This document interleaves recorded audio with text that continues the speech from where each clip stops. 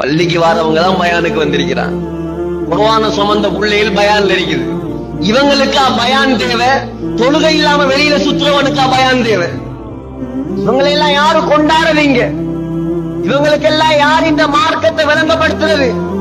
இவ்வளவு பெரிய பொறுப்பை தந்த அல்லாஹ் நம்ம அனுப்பி இருக்கிறான்.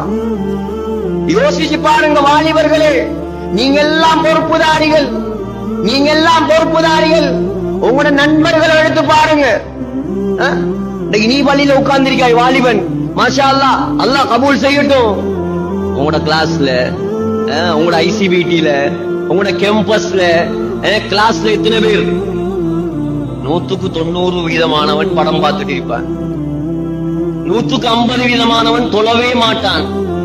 150% செட்டிங்ல இருப்பான். இவனெல்லாம் பாவம் இல்லையா? இவனெல்லாம் மார்க்கம் தேவையில்லையா? இவனெல்லாம் சொர்க்கம் போல இல்லையா? இவனெல்லாம் அல்லாஹ்வோடு நெருங்குற இல்லையா? யாரு கொண்டாடுறது? யாரெல்லாம் சொல்றது?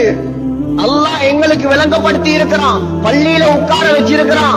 அல்லாஹ்க்கு நன்றி செலுத்துங்க, எல்லாரையும் பள்ளியோட இணைங்க. முஸ்லிம்களுக்கு தேவை சகோதரர்களே, வாலிபர்களுக்கு தேவை சகோதரர்களே, டெக்னாலஜி அல்ல. வாலிபர்களுக்கு தேவை அந்த இந்த தொடர்புகள் அல்ல. முஸ்லிம்களுக்கும் வாலிபர்களுக்கும் தேவை அவனுடைய தொடர்பு. அவன் வேணும் நமக்கு, வேற யாரும் தேவையில்லை நமக்கு. மனைவி முக்கியமா? அவன் முக்கியமா? அல்லாஹ் முக்கியமா?